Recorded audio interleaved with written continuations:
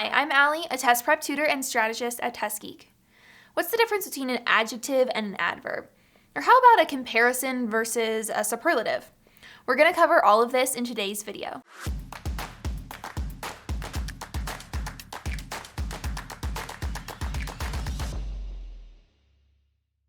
Descriptive words are all over the SAT and ACT. And for good reason. We use descriptive words all the time. These words help us to enhance everyday language.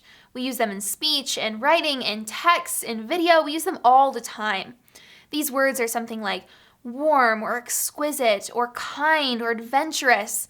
Or superlatives might be the most beautiful or the fastest or the most sincere. Things like that help us to be really specific about what we're trying to say or what we're describing. The important thing for the SAT and ACT is that you know how to use these descriptive words correctly. Let's start with some definitions. Adjectives modify nouns and pronouns. You can use an adjective to describe a person, a place, or a thing directly, or you can use it to describe the placeholder word for the person, place, or thing. Think a pronoun in this case, like we could use an adjective to describe she or him or it, and that's still accurate. So an example would be, Game of Thrones was an excellent show until they ruined the last season. So in this case, excellent is our adjective, and we are using it to describe show. Adverbs modify verbs, adjectives, and other adverbs. Adverbs typically end in ly, such as lazily, quickly, annoyingly, busily, etc. Daenerys had quite the character arc. She evolved quickly from intending to bring peace to Westeros to angrily and rashly destroying much of King's Landing. Our adverb in this case is quickly, so she evolved quickly. And angrily and rashly also are describing destroying. So both of these things, quickly and angrily and rashly, those are all adverbs, right? And what they're describing are verbs. Evolved and destroying are both verbs. In general, if you were describing a thing, you should be using an adjective. If you were describing anything else, like a verb, an adjective, or more adverbs, then you need to use an adverb. One thing that's commonly tested on the SAT and ACT is where you should put an adjective versus an adverb. And this can be particularly tricky because oftentimes in regular language, we use an adjective where we actually should be using an adverb or vice versa. And so you might need to be really on the lookout for these errors on the test. Let's look at an example. I was real tired of Cersei by the end of the show. If your friend said this to you, you probably wouldn't think anything of it. But actually, there's an error here that you would need to catch if this was on the SAT or ACT. Real should actually be really. I was really tired of Cersei by the end of the show. But why is this the case? Well, real is an adjective. Really is the adverb form. And what are we describing? Because that's really how we choose, right? We are just, this real or really is modifying or describing tired. It's how tired we really were.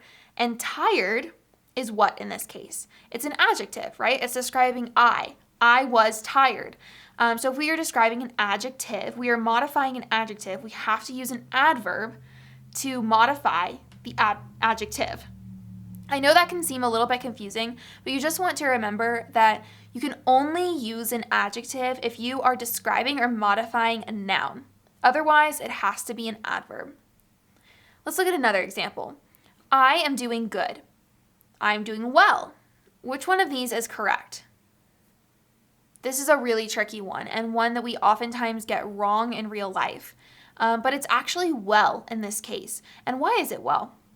Because well is describing how we are doing. And doing in this case is our verb.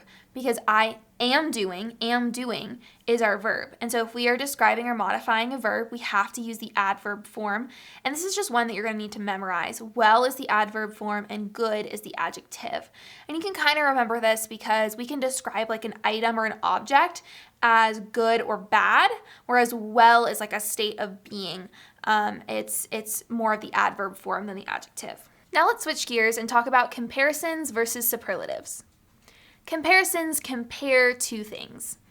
And that's really important, okay? When we compare something, it has to only be two things.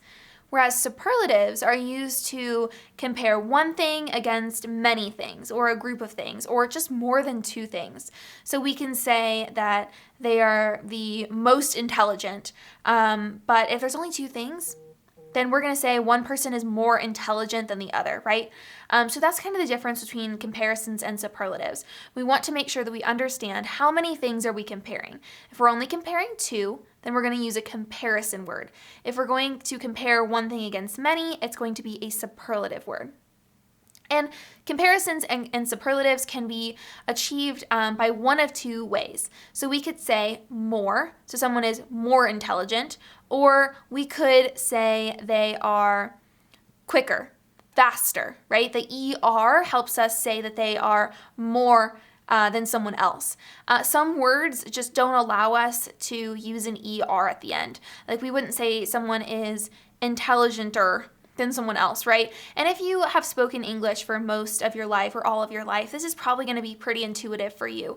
The trick that you might just want to remember is that we can't use both. We can't say they're more faster. We just use one or the other. We could say more fast or we could say faster. We can't use both.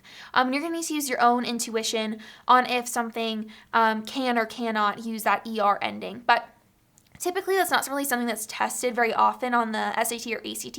It's more going to be that you can't use both. You can't say more and the ER at the same time. Now, if we're looking at superlatives, this is when we're comparing one person against many. So if they are the most intelligent in the senior class, we're going to use that most word, right? We're not going to use more in that case. We're going to use most because we're comparing them against many people.